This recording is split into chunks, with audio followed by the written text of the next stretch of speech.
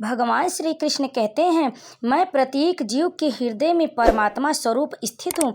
जैसे ही कोई किसी देवता की पूजा करने की इच्छा करता है, मैं उसकी श्रद्धा को स्थिर करता हूँ, जिससे वह उसी विशेष देवता की भक्ति कर सके। तात्पर्य, ईश्वर ने हर एक को स्वतंत्रता प्रदान की।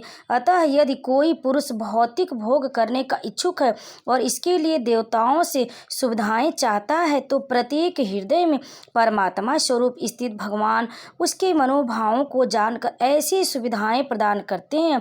समस्त जीवों के परम पिता के रूप में वे उनकी स्वतंत्रता में हस्तक्षेप नहीं करते, अपितु उन्हें सुविधाएं प्रदान करते जिससे वे अपनी भौतिक इच्छाएं पूरी कर सके।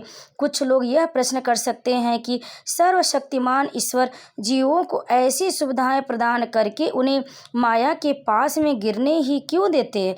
इसका उत्तर यह है कि यदि परमेश्वर उन्हें ऐसी सुविधाएं प्रदान न करें तो फिर स्वतंत्रता का कोई अर्थ नहीं रह जाता। अतः वे सबों को पूर्ण स्वतंत्रता प्रदान करते हैं, चाहे कोई कुछ करे। किंतु उनका अंतिम उपदेश हमें भगवत गीता में प्राप्त होता है।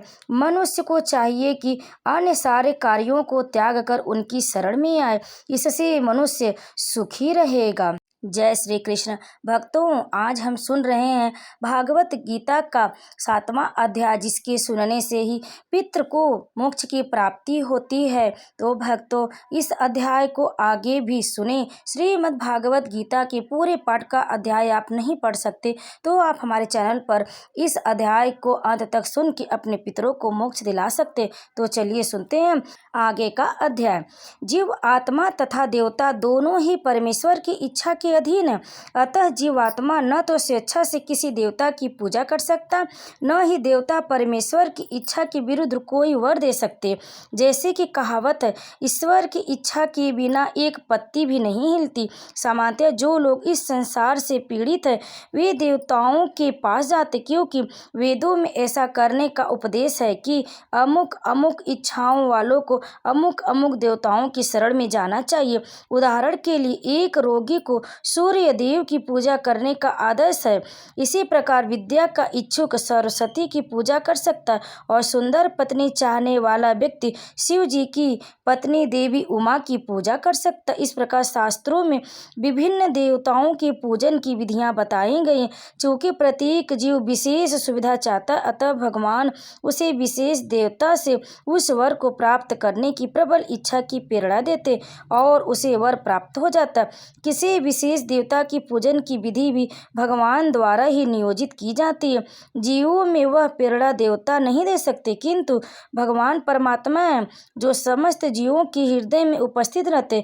अतः कृष्ण मनुष्य को किसी देवता के पूजन की प्रेरणा प्रदान करते। सारे देवता परमेश्वर के विराट शरीर के विभिन्न अंग स्वरूप है, अतः वे स्वतंत्र नहीं होते। वैदिक साहित्य में कथन है, परमात्मा रूप में भगवान देवता के हृदय में भी स्थित रहते, अतः वे देवता के माध्यम से जीव की इच्छा को पूरा करने की व्यवस्था करते। किंतु जीव तथा देवता दोनों ही परमात्मा की इच्छा पर आश्रित हैं, वे स्वतंत्र नहीं हैं। भगवान श्री कृष्ण कहते हैं, ऐसी श्रद्धा से समन्वित वह देवता विशेष की पूजा करने का यत्न करता है और अपनी इच्छा की पूर्ति करता है, किंतु वास्तविकता तो यह है कि ये सारे लाभ केवल मेरे द्वारा प्रदत्त हैं। तात्पर्य, देवतागण परमेश्वर की अनुमति के बिना अपने भक्तों को वर नहीं दे सकते। जीव भले ही यह भूल जाएं कि प्रत्येक वस्तु परमेश्वर की संपत्ति है, किंतु देवता इसे नहीं भूलते। अतः देवताओं की पूजा तथा वांछित फल की प्राप्ति देवताओं के कारण नहीं, अपितु उनके माध्यम से भगवान के कारण होती है। अल्पज्ञानी जीव इसे नहीं जानते, अतः वे मूर्खतावश देवताओं के पास जाते, किंतु शुद्ध भक्त आवश्यकता पड़ने पर परमेश्वर से ही याचना करता है, परंतु वह मांगना शुद्ध भक्त का लक्षण नहीं है। जीव सामान्यतः देवताओं के पास इसलिए जाता है क्योंकि वह अपनी इच्छाओं की पूर्ति के लिए पगलाया रहता है। ऐसा तब होता है जब जीव अनुचित कामना करता है, जिसे स्वयं भगवान पूरा नहीं करते। चैतन्य चरितामृत में कहा गया है कि जो व्यक्ति परमेश्वर की पूजा के साथ साथ भौतिक भोग की कामना करता है, वह परस्पर विरोधी इच्छाओं वाला होता है। परमेश्वर की भक्ति भक्ति तथा देवताओं की पूजा समान स्तर पर नहीं हो सकती, क्योंकि देवताओं की पूजा भौतिक है और परमेश्वर की भक्ति नितांत आध्यात्मिक है।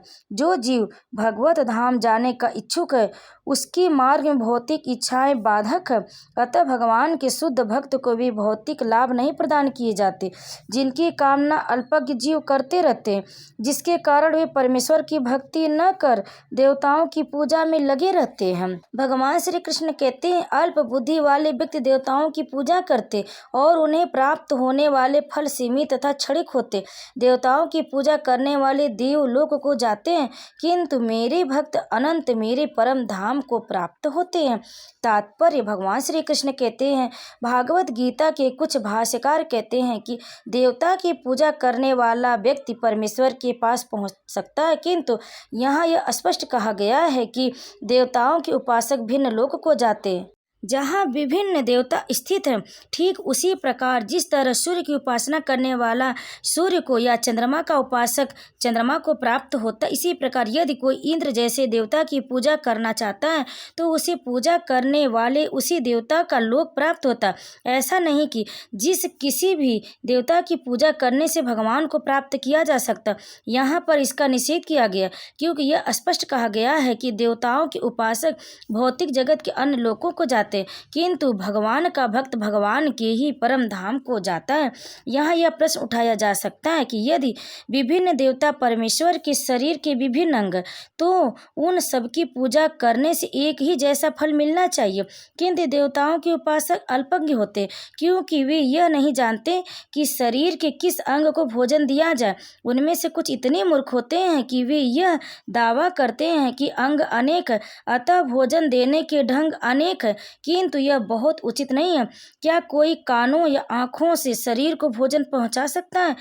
ये यह नहीं जानते कि देवता भगवान के विराट शरीर के विभिन्न अंग, और वे अपने अज्ञानवश यह विश्वास कर बैठते हैं कि प्रत्येक देवता पृथक शरीर है तथा परमेश्वर का प्रतियोगी है।